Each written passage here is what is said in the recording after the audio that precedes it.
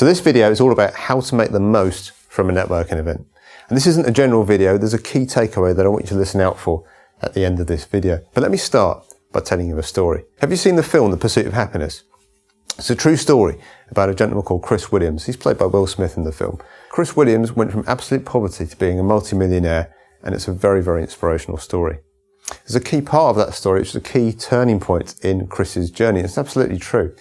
He went along to a baseball game. He was invited along there kind of by accident, by luck, and he got into this very prestigious box at the baseball game, and there were some very wealthy people, and he was trying to sell them financial products. Long story short, he was able to close a lot of deals as a result. And there's a classic line right at the end of the film where he says he's congratulated on his success, and he's beaten about 40 other people far better qualified than him for his chance at this special post that he's achieved. And someone asked him, what was the key? How did you do it? How did you manage to beat all those other people that were, on paper, were much better than you?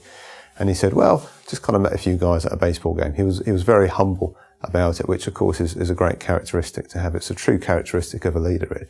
Now, here's the key thing. He didn't just luck out. He didn't just meet a few guys at a baseball game, okay? First of all, he made his own luck. He was really, really persistent in getting hold of the person that he knew could invite him to that baseball game.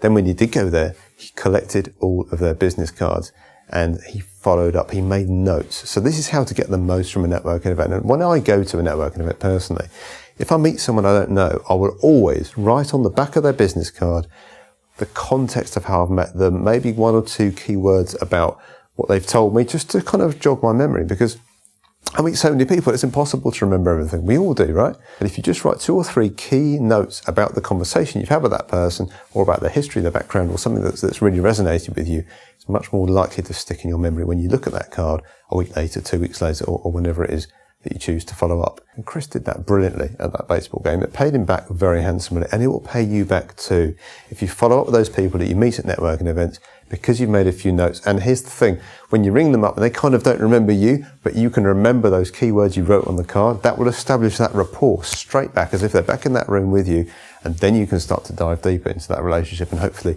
establish a business reciprocity with them and be able to pass business between the both of you. So I hope that helps. That's really how to really work a room and get the best from a networking event.